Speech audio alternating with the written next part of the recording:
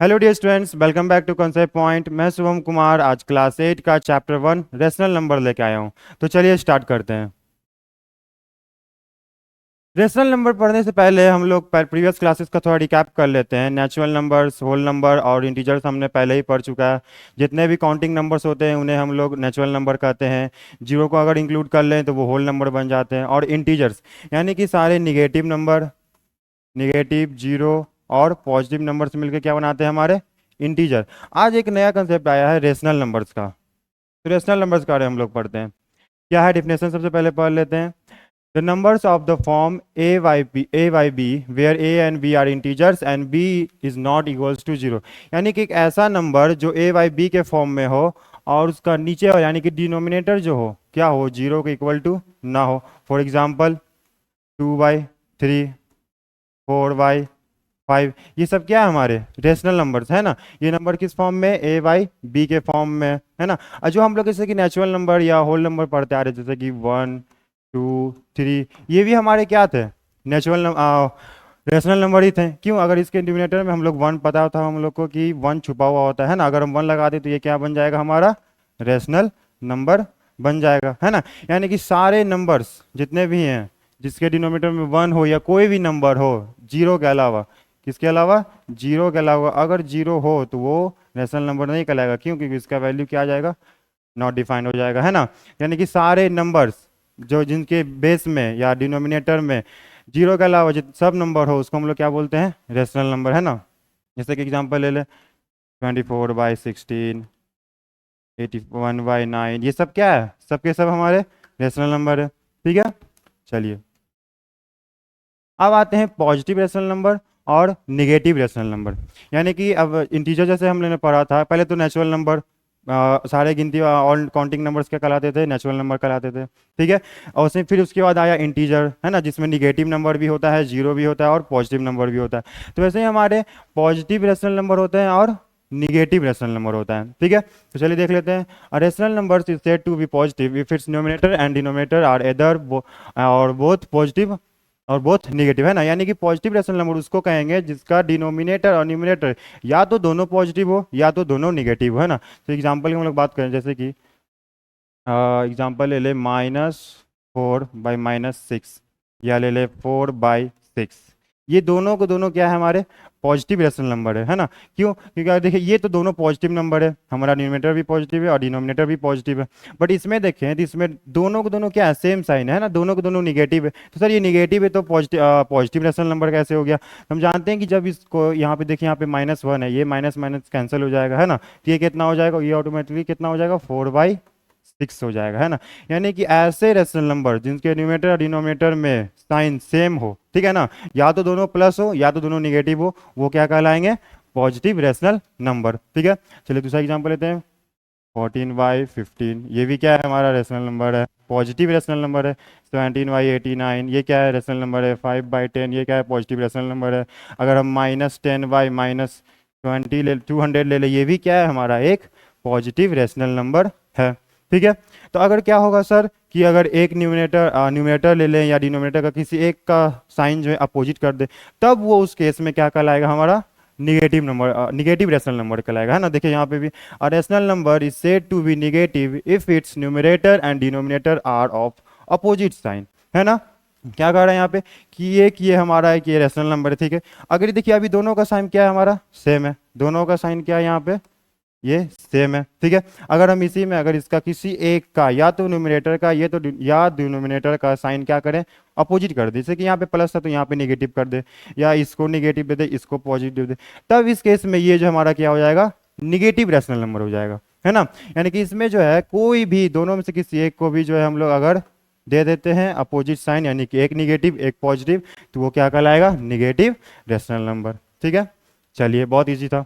चलिए अब हम लोग कुछ जो है प्रॉपर्टीज ऑफ रेशनल नंबर्स के बारे में पढ़ते हैं। क्या पढ़ते हैं, प्रॉपर्टीज ऑफ रेशनल नंबर है ना, कि क्या रेशनल नंबर की प्रॉपर्टीज है।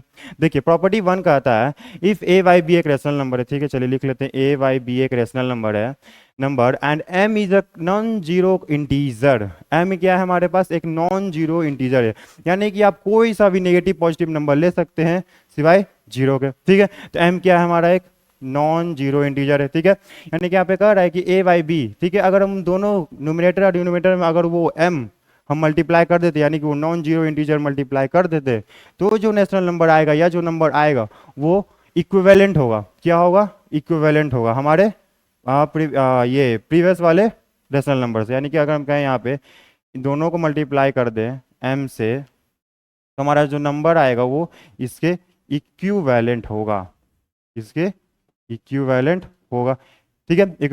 इसको समझते हैं एक एग्जांपल लेके। जैसे कि हमारा एक इंटीजर है 3/4, ठीक है। एक हम ले लिए, हो गया हमारा a बाई बी, एक इंटीजर हो गया। m का वैल्यू हम लोग 5 ले लेते हैं, यानी ठीक है 5 एक नॉन जीरो इंटीजर है। यानी कि जब हम लोग 3/4 से मल्टीप्लाई करेंगे ऊपर नीचे 5 से, देखिए 15/20, है ना, तब भी हमारा फ्रैक्शन क्या, हमारा जो रेशनल नंबर है वो क्या रहेगा? सेम रहेगा ना। भले उसका न्यूमेरिकल वैल्यू थोड़ा चेंज हो गया है, बट वो रहेगा तो इसी फ्रैक्शन के इक्विवेलेंट, है ना। इसी को हम लोग बोलते हैं, ये पहला प्रॉपर्टी है कि जब कोई भी rational number a by B के फॉर्म में है और उसमें जब हम लोग को एक नॉन जीरो इंटीजर मल्टीप्लाई करते हैं, तो वो उसका जो स्टैंडर्ड यानी कि जो उसका वैल्यू होता है वो सेम रहता है ना, उसी को हम लोग इक्विवेलेंट रेशनल नंबर ही बोलते हैं ना। यानी कि जब हम लोग एक नंबर को, रेशनल नंबर को किसी भी नॉन जीरो इंटीजर से मल्टीप्लाई करते हैं, यानी कि न्यूमरेटर डिनोमिनेटर सेम होना चाहिए, सेम नंबर के साथ मल्टीप्लाई करते हैं, तो वो क्या देता है? एक इक्विवेलेंट रेशनल नंबर देता है, यानी कि जिसका वैल्यू जो है सेम है। देखिए यहाँ पे 3/4 और 15/20 दोनों का वैल्यू सेम है। जब हम लोग इसको भी काट के लिखेंगे तो कितना हो जाएगा? 3/4 ही हो जाएगा, ठीक है। तो ये हमारा फर्स्ट प्रॉपर्टी था। चलिए सेकेंड प्रॉपर्टी की ओर देखते हैं, ठीक है। सेकेंड प्रॉपर्टी क्या कहता है? देखिए प्रॉपर्टी 2 में कह रहा है if a by B is a rational number and m is a common divisor. इस बार क्या है? ये कॉमन डिवीजर है ना। हमारा एक रेशनल नंबर है a बाई बी, ये क्या है? हमारा रेशनल नंबर है, ठीक है। और m क्या है यहाँ पे? m है यहाँ पे कॉमन डिवीजर, ठीक है। चलिए m क्या है यहाँ पे? दोनों के लिए कॉमन डिवीजर, यानी कि ऐसा एक ऐसा नंबर है जो दोनों को, दोनों को डिवाइड करता हो। क्या करता हो? दोनों को डिवाइड करता हो, है ना। जैसे कि फॉर एग्जांपल हम ले लें यहाँ पे 35/40 ले लेते हैं, ठीक है। 35/40 ले लेते हैं। चलिए यानी कि एक एम ऐसा है, ये तो हो गया हमारा a बाई बी, एक रेशनल नंबर हो गया, ठीक है। अब लेते हैं एक कॉमन डिवीजर, यानी दोनों का कॉमन डिवीजर कितना? चलो 5 लेके चलते हैं, ठीक है। यानी कि जब हम लोग इसको 5 से क्या करेंगे? डिवाइड देंगे, क्या करेंगे? डिवाइड देंगे, ये कितना आ जाएगा? 7/8, 7/8, है ना। तब ये भी क्या होगा? ये इसके बराबर ही होगा, यानी कि 35/40 बराबर होगा 7/8 के, है ना। जैसे ये एक प्रॉपर्टी हो गया क्या, कि जब हम लोग किसी एक रेशनल नंबर को एक कॉमन डिवीजर के साथ उसको जब डिवाइड देते हैं उससे, तो क्या होता है? हमारा जो वैल्यू आता है, यानी जो एक न्यू रेशनल नंबर आता है, वो उसका वैल्यू भी सेम होता है प्रीवियस वाले रेशनल नंबर की तरह, ठीक है। चलिए था हमारा सेकेंड प्रॉपर्टी। थर्ड प्रॉपर्टी क्या है? अच्छा हाँ, इसी को हम लोग जो है स्टैंडर्ड फॉर्म कहते हैं। इसी को क्या कहते हैं हम लोग? स्टैंडर्ड फॉर्म, यानी कि rational number a by b is said to be in standard form if a and b are integers having no common divisor other than 1 and b is positive, है ना। यानी कि इसका क्या कहने का मतलब है कि स्टैंडर्ड रेशनल नंबर कहने का मतलब कि उसका जो है कब अब कोई जो है कॉमन डिवीजर 1 के अलावा नहीं होना चाहिए। 1 के अलावा अगर उसका कोई कॉमन डिवीजर है तो वो स्टैंडर्ड नहीं होगा, है ना।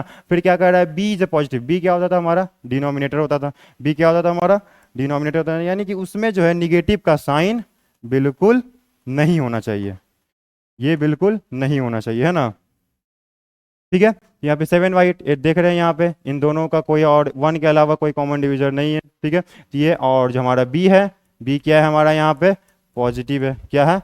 पॉजिटिव है। तो ये जो है हमारा एक standard form of rational number का एक एग्जांपल हो गया, है ना। दूसरा एग्जांपल लेते हैं, जैसे कि 11/44 है, ठीक है। 11/44 है। ये देखिए इन दोनों में जो है 1 के अलावा भी क्या है? एक कॉमन डिवीजर है ना। कितना? 11। तो इसको क्या करते हैं? 11/44 को 11 से हम लोग क्या करते हैं? डिवाइड दे देते हैं, ठीक है। ये कितना हो जाएगा? 1 हो जाएगा। ये कितना हो जाएगा? 4। अब देखिए ये क्या हो गया? यहाँ पे b जो हमारा पॉजिटिव है। अब यहाँ पे जो 1 के अलावा कोई भी इसमें कॉमन डिवीजर नहीं है, तो ये क्या हमारा कहलाएगा? Standard form. क्या कहलाएगा? ये हमारा स्टैंडर्ड फॉर्म, ठीक है। चलिए थर्ड प्रॉपर्टी की ओर बढ़ते हैं। इफ a बाई बी एंड c by D be two rational number, ठीक है। a बाई बी और c बाई डी, दो रेशनल नंबर है, दोनों इक्वल है, दोनों क्या है, इक्वल है, दोनों का वैल्यू सेम है। तो क्या कर रहा है कि अगर हम इन दोनों का क्रॉस मल्टीप्लाई कराते हैं, इन दोनों का अगर हम लोग क्रॉस मल्टीप्लाई कराते हैं, यानी कि ए का डी के साथ और बी का सी के साथ, तो जो हमारा जो प्रोडक्ट आएगा वो क्या होगा, इक्वल होगा। क्या होगा, इक्वल होगा। चलिए एक एग्जांपल लेके समझते हैं। जैसे कि यहाँ पे एग्जांपल लेते हैं, 2/3 बराबर हो गया ये हमारे, चलिए 8/12 के, किसके बराबर हो गया, 8/12 के, ठीक है, दोनों देख सकते हैं इक्विवेलेंट फ्रैक्शन है, ठीक है। तो अब देखिए यहाँ पे क्या करा था प्रॉपर्टी में, किसका क्रॉस मल्टीप्लाई कराते हैं, क्या कराते हैं, क्रॉस मल्टीप्लाई कराते हैं, इसके साथ और इसके साथ, ये कितना हो जाएगा, 2 × 12, ये कितना हो जाएगा, 3 × 8, इसका वैल्यू 12 × 2 = 24, 8 × 3 = 24। देख सकते हैं कि यहाँ पे जो है दोनों का वैल्यू, दोनों का प्रोडक्ट क्या आया, सेम आया। तो यही थर्ड प्रॉपर्टी यही कहता है कि अगर दो रेशनल नंबर हैं और दोनों इक्विवेलेंट है तो उसका क्रॉस प्रोडक्ट हमेशा क्या देगा, सेम वैल्यू देगा। क्या देगा, सेम वैल्यू देगा, ठीक है।